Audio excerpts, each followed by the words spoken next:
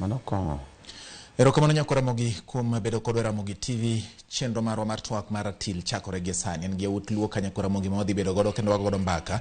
Waketo piny Kenya e ratil mondo wang'e ni nyaka gi sani piny Kenya ringo yo machalo nade. Obed yamo mar weche mag siasa, obed weche mag dongruok makoro sirikal mar Kenya Kwanza chano keto e tim.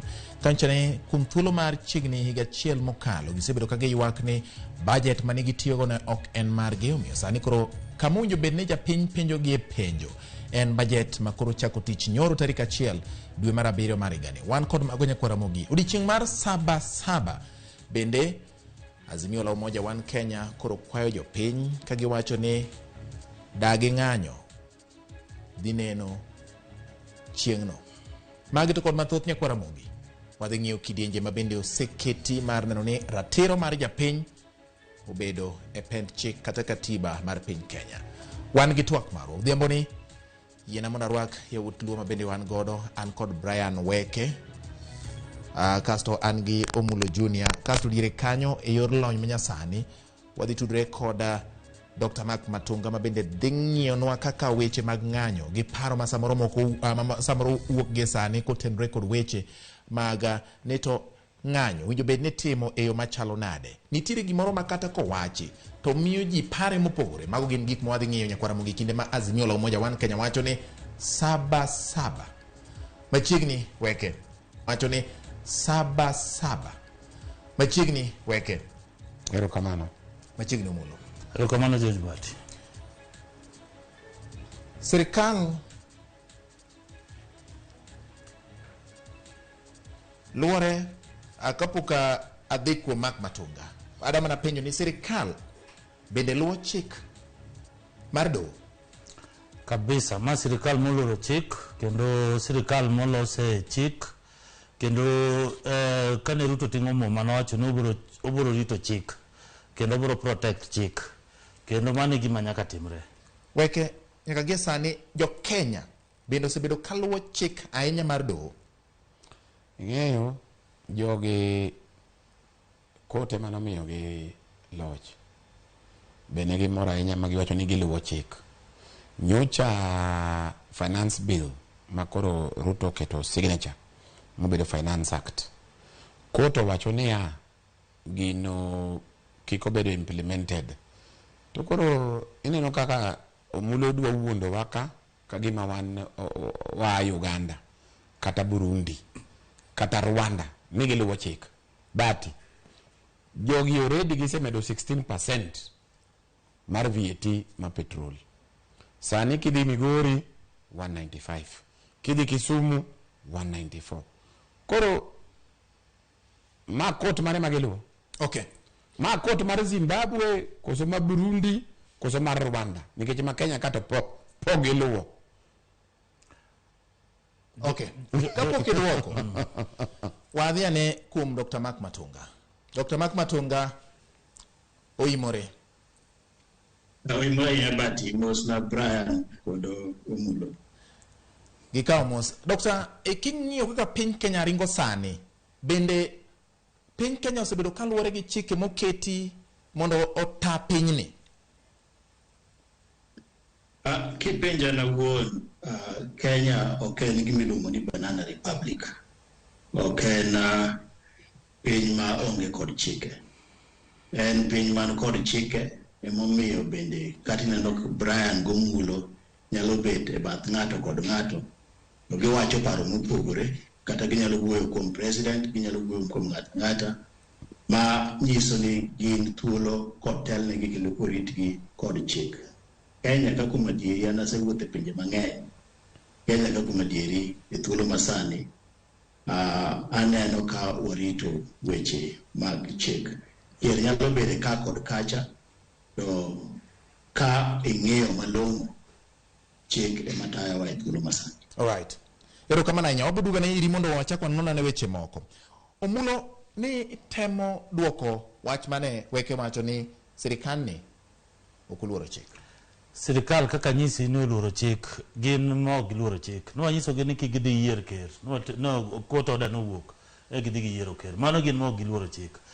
lakini an nyaka kaka Kenya Kwanza wan jomuluoro chik mana miyo ng'ato kaka Omutata okio Mutata tiyo tije mar keto government tesre kancha finance bill odhi e parliament weke gini MPs gi ogo missing gionge sama koro jo Kenya dwaro gi mondo gigo koke parliament mondo gimbe gitem wacho weche gi mag finance bill nja gionge ok ne giwuok mag dhi e court Omutata muwuok odhi e court conservatory orders no wuok to no yudo ka finance act osebedo signed and finance act mano osebedo implemented tarik achiel koro mano nyiso ni sani mano gima ni court boko da discuss gima ni court kaka government nikech onge tiende wa discuss gima ni do yes koro gima gibro decide no one wabro respect.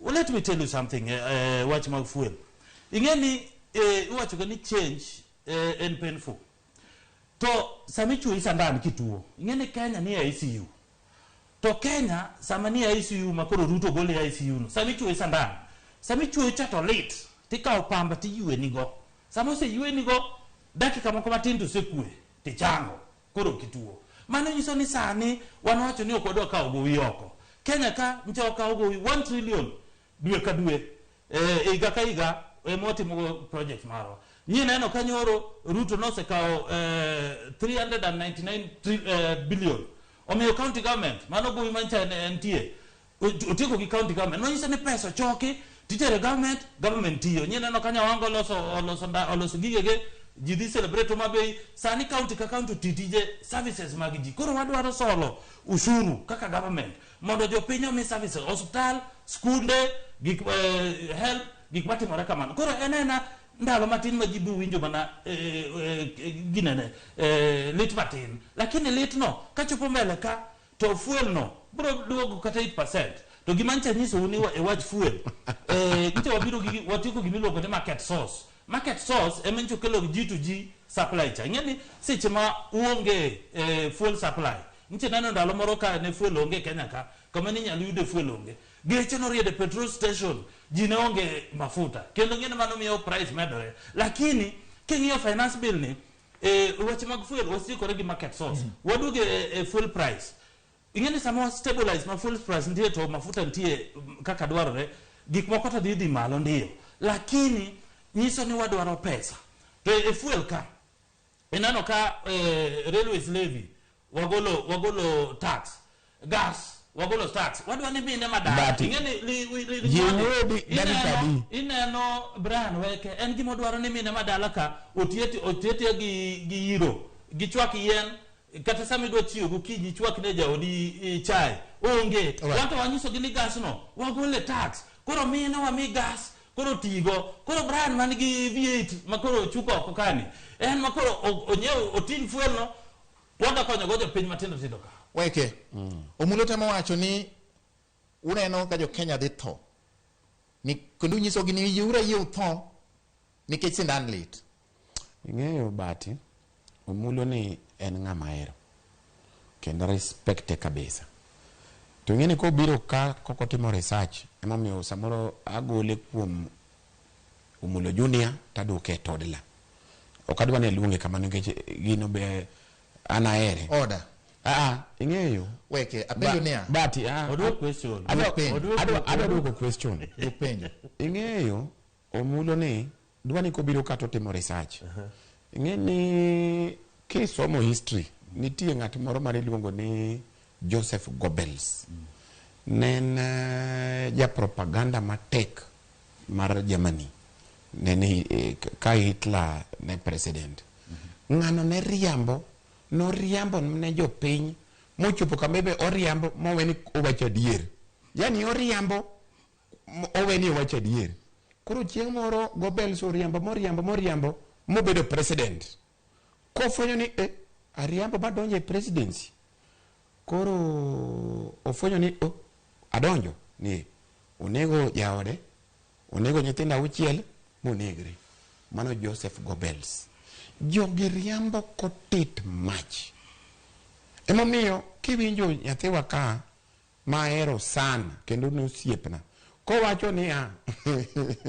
Bati ni ng'ani en okia ni already ni gin gi respect gin ni mar doho en okia ni already gisechako implement Finance Act magese sign to court be owachonia gini podi wamiye time mondo wawinji cases madhigi then sani be wachoni jo Azimio poko dhi e court akene gidwa ng'anyo akene gidwa timango en okene omtata en ng'ato mara Azimio waningeni wago strategy ma serious omtata mano ng'atwa mandani wan wago tuf to mtata waore court wagoe to mtata waore court ing'eyo jogi apani pogi understand siasa ma Kenya yani yose gini wacho wacha ICU wana ICU gimedo sindan manegowa ni ng'eyo nyaka winji maber to jitho kaka Shakahola mas serikal ba Shakahola ibedi pi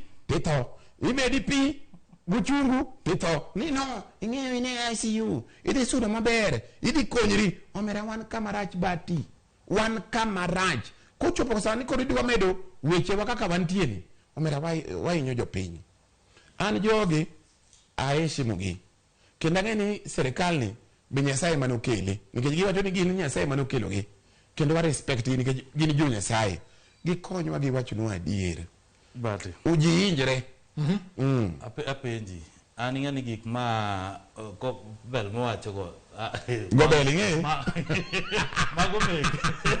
mago meke magi go bel ni gas nyaka sari gi so gas dogi ni sabati ka ni gas ni duwe mara gas tax wagole tax wan duwe mara uchi bati control debate ni monoling weke gas pesa weke nasemi thuolo okoch bech gas wacho ni ya ni tax mar gas wagolo mano nyiso ni wadami jo piny kusegolo gas kaka constituency ucha bo bedo tigi gas ok dikolo idolo tigi yien kodi ngene Finance Act ngene weke nyaka ngene omtata mowacho no odhi court conservatory orders ntie specific section wuoyo kikwadhie ahinya gimanie ok adwa dhi ahinya bo kadwa discuss keche gigi teka no kal this is the first time nyaka ncha kal constitution ma promulgation mar constitution ema Finance Act osebedo litigated osetere en parliament litigated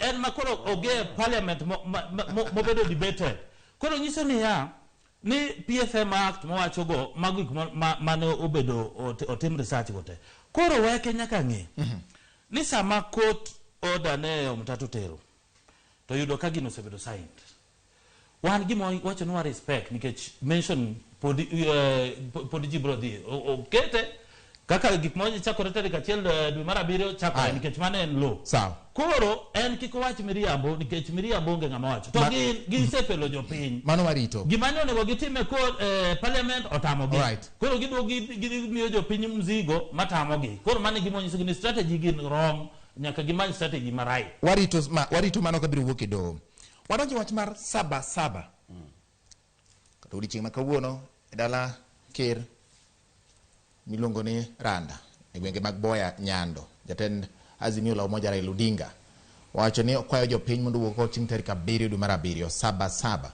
kidwa nyis sirikal ni jopiny ok mor gi kaka gisebedo ka giringo sani koro dhi gachiel ma be sama ber kod wach mar ng'anyo ma esa maber sawa number 1 Bati ing'eyo ka in gi a failed system ma MPs moyier gi jopiny inyiew ka njugu in kaka wabedi kodika ing'e ni majority mar parliament ma Kenya whether Senate whether National Assembly majority en jo Azimio anakia mano nikech ang'isi ni ino ikia puonji inding'e ni oda weke ne adwa ni vinja oda weke na okibimia wachoda adwa ni vinja anema control debate koro ana puonji koro anyisi ni anyisi ni kalwore gi pronouncement mar parliament ma ng'amo yiene mondo land ni to kweth mane mathoth nolando Bati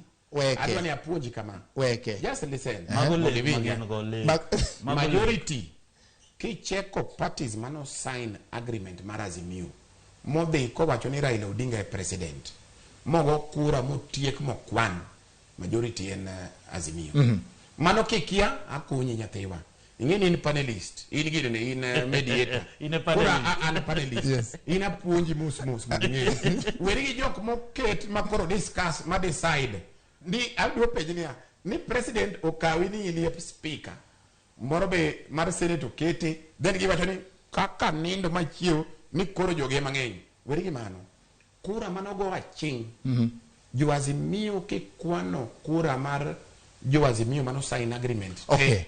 they are the majority Mago ne sigana maching cha. emang'isi ni ya abire issue Yes. wakadonje issue Ay Emang'isi ni ya wadonje issue. kura manogo aching azibio majority to koro kawa discuss issues makonyo jo piny to parliamentarians moyier mane odonjo azimio oyier kata sini Raila emane president inyiew gi ka njugu tinno ga weche matimre moko gin busy gin America moko onyiew gidonjo koni in the event ni gigo ni jo parliament ok kony jo piny to be judiciary ok bed serious king'iyo katiba nitie root moro to root manitie wacho niya you can exercise your power through elected leaders or jo piny Angomo kochopo sama ni jogi ok dwa winjo wacheba yes. omera wadhi donjo kuom jo piny ema koro gima timre saba ni en ni jo piny inyre magara de jakom an kadi pinya jakom do wewe jogi nikech jogi to dhi donjo ne jogi very soon Okay. Apenye maonge japiny kapok iwuoyo mulo abro dhi ir Mark Matunga kapok adhi ire penjo weke udhi ir jopiny nikech joma noyier gi azimio ma ok oyiengore kodu sani koso dhi ir jopiny nango nikech itemo wacho ni mara jomoko nong'iewo mara jomoko ang'o momiyo dhi ir jopiny adwa penji kama asepuonji ni majority ma joma noyier gin jo azimio sani kineno finance act ma sani koro en act Maruto nyocha ugo kogno gininyo jo piny king'iyo bech petrol ni malo king'iyo bech maisha ni malo king'iyo bech ushuru ni malo ng'eni bati sani in hapa ni aneno ni huruma ng'eni samoda ni TV taneno ni huruma sana nikech king'iyo pay slip mari kagini koto wewe odhia aching kako dhini aja tiwa idhi nyiri idhi dongi 40 something % mi konjo uma jo Migori kama sandre ka mango ngere joma idhi ijri nyathiwa alebo ni to be nyaka wadhi saba wadili gi jogi okay wapuonje nikech onego puonj ngene joluo nogo ngero ni piny agonda imoenanga to joluo be nogo ngero ni janamo chapia wadgi maniso ni ya un kaka jo azimio ucharu nikech kopo ni weke ywak ni gine majority kare jothurwa wan kaka jo Kenya Kwanza wagone gi mos makende kendo wacho ni may their soul rest in peace nikech jogi gionge power kata strategy mar mobilize gimiluongo ne whipping sachi ma jodhi e parliament gin ginindo gichiwo sari otieno si ka un gi members mowacho ni won majority to luongo ji ni ji discuss finance bill ji 71 olal gino gionge gigo kabrakadabra gin kuma gin weke gin romo kod gima do chai kuma gima kaso giduogi wacho kani wan wanyiewo gi onge ngama nyiewo gin en gibiluongo ni persuasion ibedo gi jou koro chief whip gi majority minority leader gi ogogi piny mano nyiso ka adwa advice weke odhi nyis jogo majority leader minority leader gi whip ne o resign mara riyo kendo mai important wawe wuondo jo piny nikech samancha wadwaru ma jo piny cha dwaru e parliament okutiyo tiji unu dwanu ni jo piny udwa go siasa ni saba notimore 1990 ma Kenneth Matiba gi noluongo ndalo cha ni dwaro wach mag iluongo ni election man dwaro ni otim election makare sani piny oche joma nonyuol 1990 joma okia saba gin mago giduogi idwa chogo ni history ma saba gikia koro sani giwe keto ni saba nitie koro gima nyalo timore gima timore 1990 nyalo timore kawuono gin giwe Kenya Kwanza ti wancha osejo piny to se bless wa mowacho ni jo Kenya Kwanza wan mwami mandate ni neno kata isiwinjo ka nitie jomoko mago koko maisha ni malo mano kuwang'e lakini onge kama ok wanyalo holo pesa oko nyaka walos economy mabed stable chon ni chulo mkati pesa di ni nyom mkati siling 12 15 tindi nyom mkati pesa di piny ji nyaka red socks ji nyaka tuwe kamba kaka piny ringo mbele ka nyiso ni sani wawinjo marach lakini mbele ka jopiny dhi winjo maber. Wadwa ni jopiny, nyithindwa, gikwawa, gik moko obed maber, ok gibed gi chandruok ma alright, weane dir Dr. Mark Matunga mondo en nyiswa ni to e wach mar ng'anyo ni nikech chal gima nitiere gima ji okwinj malong'o. Chik oyie ni mondo ji orom e unji, ji oter petition kata oter ng'ur margi e apise mag sirikal koting'o mar jatend piny mondo gise ni mae ng'ur ma wan go, kata giwacha weche gi e unji ma giromo e pap to gidok gidhi gi yweyo. Kata kamano nitiere gima osedonjore momiyo samoro luoro bedo. Iyudo ka sirikal wacho ni ok unyal dhi e ng'anyo, sirikal bende samoro go korgi. Joka bende wacho ni nyaka wadhi e ng'anyo nikech en gima omiwa gi chik, en ratiro mar wan go e chik. Dr. Mark Matunga, e wach mar ng'anyo, en gima oseluonge piny Kenya, kata mana e pinje mamoko bende, ji osedhi e ng'anyo e yore mopogore opogore. Jomoko ywak ne pek mar ngima, jomoko ywak ne weche mag rocho ratiro margi kaka ratiro mar dhano, jomoko bende ywak samoro ne loch matiyo gi gotada kata agoko. Gin gik mathoth mosemiyo ji odhi e weche mag ng'anyo.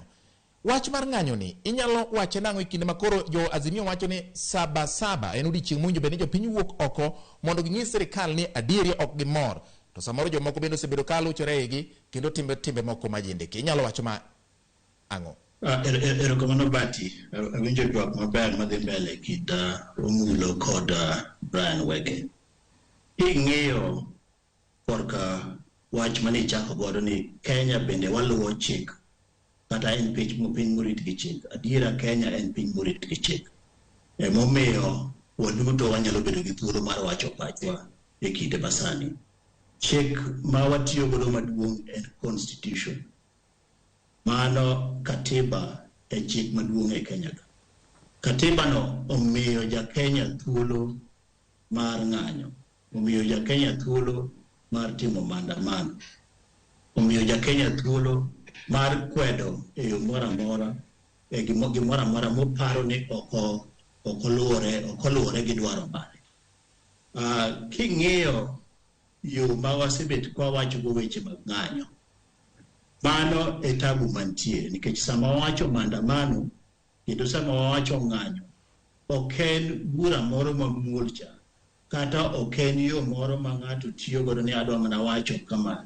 En gima kizungu wacho ni combative. Sasa mi wacho wach mar ng'anyo, gima bire pachi en rakruok kod police. Kendo yudo ka jowa mang'eny kolandi ni ji dhi e ng'anyo, gin gima girito ni police wabro rakore godo sani. Nikech ng'anyo e piny mangima en gima oyie, maandamano en gima oyie e piny mangima. To en mana ni nitiere ndalo mane wechegi oduogo lokore, koro watiyo kodgi kaluwore kod bedo kod agoko. Watiyo kodgi kaluwore kod lweny ma koro warakore kod police kata warakore kod sirikal. Mano e gima wawacho ni psychology mar jopiny, psychology mar jok mabende wayiero ma josiasa, e sama gisewacho wach ng'anyo, en oulo dhi rakruok e pap kod police, kata ketho mwandu jomamoko, kata kelo koko e yo machielo, kata ka kod kacha. Mano e gima chandoga, nikech ng'anyo kaka luwore ka chik okete, owinjo bed gima muol ma ok kel rakruok gi police, ok kel ketho mwandu ng'ato, ok kel timo gimoro manyalo bedo gi maundo kata mar jendeke. Ma ineno ndalo moko mane itimo ng'anyo, itimo maandamano, to nitiere kijende machungo mtokni to gibayo ji gik moko. Mano ok en gima owinjo timre. Koro awacho ni Bati, yes, psychology marwa mar jo Kenya nyaka waloki mondo mi wang'e maber ni ng'anyo kata maandamano ok en gima rach. Sirikal be owinjo ng'e, kata police be owinjo ng'e ni maandamano ok en gima rach. En mana ni kaka ne wakete e pachwa. Bende ng'ato penjore ni ka chieng' modhi e ng'anyo oting'o pi otamba nikech odhi chamo tiagas. Kata Brian bro nyisi kanyo sani kaka owache mar Sabasaba in gi wache mar tiagas. To ken kit ng'anyo kata kit maandamano mar kwe mar wacho ni wan ok wadwar ma kata kodon ma king'iyo malong'o wach matieko go king'iyo malong'o nyocha ne Azimio luongo rally Jacaranda nen Jacaranda gidhi gitimo rally dhano kweth mang'eny malich manyalo chopo kata mana chiegni 500,000 onge tiagas manodir onge polis manorakore kodgi ne gidhi chung kanyo giwacho wechegi gigolo pachgi kendo chopo ne piny mangima kaluwore gi paro mar Azimio. Nyoro nyo tenda Azimio kaka ang'eye nyo ni Homa Bay kuom ndalo adek okiwinjo ni nitiere taya mokete ndara mowang' kaketho ndara, okiwinjo ni nitiere ng'ato ma gire moro tim okethi. Ang'o mamonowa mondo mi walok pachwa e weche mag ng'anyo, nikech ng'anyo en ratiro mar jopiny moyieno mar mondo mi watim. Mano en gima inyalo tim to koko makoro ji kelo ei ng'anyoni ema chuno ni jotelo mag siasa malando weche mag ng'anyo nyaka bende land weche mag peace, to jotelo mag sirikal ma bende kwedo weche mag ng'anyo bende nyaka puonj askari ni ma ok en seche makoro ji dhi rakore ma ji golo tear gas kata golo bunde. Chuno ni nyaka walok psychology mar weche mwatiyo godo, nikech samo wacho ni maandamano kata wach ni ng'anyo mano koro ji yawuoyo serwakore dhi e pap dhi rakore gi polis kendo ka tear gas okech ahinya giwacho ni kawuono ne ok okech. Mano e gima noketho wach ma koro watiyo godo ma katimo miyo maber mar ng'anyo. Nyaka walok paro waduto wan jotelo kendo jopiny bende olok paro, nikech sani wacho ni jopiny owuok oko, jopiny to ni oko already giwuok oko gidhi kanye ka gidhi e ng'anyo kata giwuotho e ndara. Nyoro nyan Sabia Belgrade aduogo kani on Friday achopo airport ayudo ka jok matie airport nigi ng'anyo, jok matie airport nigi ng'anyo ma misike ok tim ang'o, ok gol e ndege, koro ogol mana jok mamoko emodhi golo misike e ndege, to jok mang'anyogi ok gidir ndege gi kidi, gin gi ng'anya gibedo kamoro gi kwemos kendo bende gino bende lita iwinjore awinja, to ok ni ineno ni gimako kidi nigi diro kata polis ko gi tear gas. Ang na wegi kanyo. Okay, erokamano nya Dr. Mark Matunga. Weke winjo kaka Dr. Mark Matunga oloso kotene kod wach mar ng'anyo. Wacho ni joma luongo ng'anyo kik luonge e yo manyiso japiny ni en gir rakruok, to joma bende nitiere sirikal makwedo ng'anyo bende kik kitime gima nyiso obila ni koro ng'ata mone to koro nyaka en mana amen mar bim gi guok. Ing'eyo Mark Matunga daktari ma jadalawa sie to Mark Matunga ni be ng'ama ong'e wach piny mzima. Ineno kidhi Washington DC manitie the White House, werigi State House marwani ma uchando wagodo ni White House mar US of A, United States of America, ji ng'anyo daily. Mark Matunga ong'eyo kendo gibiro magitim procession magi ng'any magi ter petition, onge police machandogi. Problem mar Kenya ing'eni ka ino jakuo in mikora ijam riambo ka go balls tiluor. Sani Kenya kama chope gi demokrasia iwe jowa nyocha ineno ka jo Azimio ni gine Kamukunji ne ging'eny koso nok ging'eny donge giwacho wechegi ji owuoyo ma ji odhi dala. Wadwa ni gi yala wang'anye city mama chom nyaka office of the president magi many ng'ato ji 1 million wambigi problems magwa gi winjwa. Problem Mark Matunga nyaka ng'eni problem ako jopiny understand ng'anyo, gi understand ni gigi timo peacefully, gi understand ni gidwa air their views, but problem ni police dwa gowa kila junction, giluwo convoy, gigo ji gi tear gas, gitimago, girodhowa. Mane ma problem kama nitie. Awinjo mulo ka wacho niya ni saba en giri chon omulo todla wan sani wan kodi kani kech wach saba go nyaka Kenya oyud independence. Iwinjo Jamhuri Day no chako chon wa celebrate nyaka sani. Koro ka saba marwa ni mar jong'anyo, mar joma hinyre, joma wuod ni aslas raundi wadhi konyo u magi gidhi wacho wechegi, jo pikipiki wakonyo u kipindi onge gimoro wadwa wacho sanyo ni koro sani ni saba mago weche chon koro wan sani omulo todla order. Saba en junior omulo junior saba ni en mar jominyo Okay. jomisando jomiteso jomidiyo gi serikal. Koro wan be gima wadwaro ni wadwa bedo gi peaceful procession gi allow wa mondo wabed peaceful.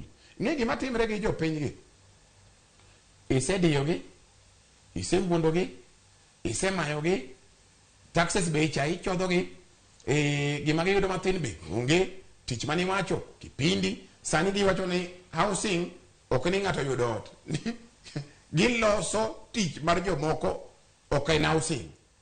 Wan waseyie ni osewuondwa gobols gi ministers ma propaganda gi mariambo to gi understand giwacho ni gimbe giriambo ma giwe ni en adier. Wadwa mna kama wa air views magwa.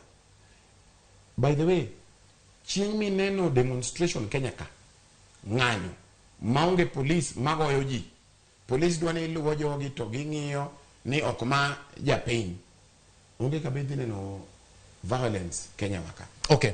Problem gintie godo gi ng'eni jo ng'anyo ng'eny molo joko mulo gini. Okay. Ino mulo Julian e chunye ma iye be onde ong'eni gitimo makosa ka en mane ok obunyal ng'isi ka kode ka wadhi godo kama nuse ni omena to serikal ni adirito hinyo jopiny en mane ok anyalo wacho embe ohinyre kama ntie no ang'eyo bati no mulo ni kabro duoko mano ok anyalo wacho en mana ni en osiep na ang'e ohinyre en ka mulo sukari gima weke wacho ni ing'eyo George Bati mokwongo agone Dr. Mark Matunga ero kama nikech ogolo wisdom okada mede gik mowacho nikech ong'e history mar ng'anyo ma Kenya ka to ing'e ni Brian Wek en lawyer koro ka neno ka lawyer duogo reduce debate a personality mano nyiso ni anyalo question course motimo no samoro en lawyer mar nyithindo lakini gima ng'eyo ni saba en gima important en gima notimore ana wacho niya ni strategy tactics mano tigo ndalo cha 1990 opogore gima ni manyo cha ndalo cha nopogore gi gima ndalo cha nitie gima iluongo ni dictatorship ndalo cha nitie gima iluongo ni one party mani en KANU kende to sani kane giwacho ni gibiro gi economic revolution ok ni koro ni en saba ni gi expect ni gima notimore gi Matimba gine ma dhi timore kawuono. Namba 2 gima Weke nyaka ng'e ni Weke gino osebwogo ji ndi gisebwogo ji ndi ncha giwacho ni wan ka jo chaka ni jogo wadhi gole State House gitero ji ndara jogo nokochope State House jogo wacho ni gin agenda to wacho ni ji wuoyo agenda namba 1 giwacho ni cost of living magi dhi tero mbele. Namba 2 giwacho ni sava. Namba 3 giwacho ni gik ma giwacho go sani gise abandon wachno giwacho ni koro wan partisan talk no wadiro kucho gin ka koro giduogo agenda giwe ma finance bill no ka do modi koro aning'ena sepenjora niya wan gin jopinye ma gitugo go koso gigo siasa nikech ng'eyo ka isewacho ni timo gimoro titime ok ni kawuono koro wuok ni saba no dwa mago bwogo ji mago gik maonge mane nyiso gi niya ni strategy gi tactics gigo sani ji osesomo gi ing'eni kisemielo ahinya stage kimielo style ni mielo zigzag ji oseng'eni mane style ndi mimielo go ji osesomi koro ng'eni kati chenyo mana tactics ni chako diro tiendi ji ong'eni ma e route modhi koro gima timo Weke gi ite mocho ni serikal osesomo weche mag Azimio ndonge gima gana sen tactic kuna ji sebe gi chenjo tactics sani koro gin gidwa bedo busy giwacho ni saba koni bipartisan to giweyo joka koro ng'eni samuwe bipartisan nyiso ni government jo moncho waketo ni yera IBC panel ka ditiyo tijegi koro ng'eni gin kawuono wigi wilka kiny koro ana nyiso Weke niya ni joluo nogo ngero ni opuk pek ni otenga ok nya ting'o opuk koro gin giwere go kata gin manotenga ni gifly to wan wuotho mos to wadwa konyo jo Kenya mane gima nitie watieko ing'eni gima neno go mulo ni apani pok osomo siasa ma Kenya owacho ni chon ne wane one party state gi dictatorship ema gikone adwa ni mulo ng'eni ya waduogo kanyo sani wane dictatorship wane one party state ina ka joge gidwa loro parties gi te gidong gi UDA. Number 2 gin dictators ma ogedwa console gidwa miyowa ting ma ok usne jopiny omera wadwa deal kodu kaka phone kora apenji George Bat Kare sapa ni mana sapa ni mana Oda Omulo. Adwa ni ngani owinja. Aya, Na we owuo. Daka chiel. Kisungu wacho niya, the more you look, the less you see. Mano Omulo, uduogo wa system mar nyayo. To wadwa dili kudu kinyayo style. Mane kaka wadwa dili kodgi. To let me tell you. Bati, ngeni wanya wacho weche mang'eny ka bat jopiny hinyre. Yes. Kapod sani idwa hinyo jopiny. Ni idwa golo ushuru kuom joma sandre, joma onge tich. Idwa kao 16%. Ngeni petrol ema determine pes mogo. Petrol ema determine transport. Petrol ema determine matatu. Petrol ema determine kila kitu. Ni already koto wacho niya ritmo kuongo. Okay. Tiseringo mi chako mayo jopiny. Omulo. Aya. Jogi dhi golo office. Mano lek. Ng'eyo lek bernde, lakini onego lek alega godiochieng'. Otieno to neno lek normal. Okay. Yakuramogi wadhi kama watiegre kapok watieko. Wadhi konyi gi saba. Order. Wakonye gi saba. Order. Dr. Mark Matunga, in wach mane minyalo wacho gie sani ka watieko nikech kama piny Kenya ochope nyaka koro many riekni ma inyalo keti mondo piny Kenya oyud tiende kendo jotelo gi joma keto piny owacho tesre bende ong'ene adieri gima ochung' ka makende en ni ji te biro wuok to piny Kenya biro dong to nyaka dong mana ka en piny mongirore. Gima inyalo wacho ka watieko? An akwayo mana ni jo Kenya owinjo ng'e ni katiba miyowa thuolo mar ng'anyo mar timo maandamano, mar timo demonstration, to wabed ka wanyalo puonjore ni wanyalo timo iyo mar kwe. Nikech adiera maduong' en ni ka wadhi e political rallies to wadhi gi kwe kendo waa gi kwe. Okay. Ka seche mawach ni wadhi ng'anyo en koro lweny na mondo waaye nikech mano be ok bi konyowa, be ok bi miyo wawinj maber.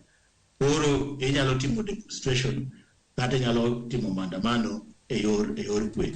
Jotendwa duto ma otelonwa e yore mag siasa kata e yore mag uchumi, e yore manade, an akwayogi ni mondo mi gimed ng'eyo ni ere kaka japiny nyalo yudo konyruok ma ok oketho mwandu ng'ato, ok oketho ngima ng'ato, ok oketho gimachielo manyalo kelo yot ei Kenya ka. Kenya ni en marwa, en achiel kende kama, kendo onge kamachielo mwanyalo dhiye ka wan wawegi wakethe. Erokamano ahinya. Erokamano ahinya Dr. Mark Matunga kuom wach marino. Omulo nda wacho? Anawach mani jo Kenya gima kwayo jo Kenya kendo gima kwayo ni gimi bed patient, gimi sirikal thuolo mondo tije. Wakwayo jo Kenya ni kik ubed patient. Okay. Jogi osebedo office moromo. Aya. Nyaka wadigi gimiwa services mane giwuondo na gimiwa. Yakuramogi erokamano ahinya kuom keto Ramogi TV. Omulo kwayo mondo jo Kenya obed gi horuok. Weke wacho ni jo Kenya kik bed gi horuok. Mane kama otigo ratil gie sani. Nyaka kendo Jumapil machielo Nyasaye mondo obed kodi. Nyinge George Bati waro weche manyien ma saa 3 oriti masani.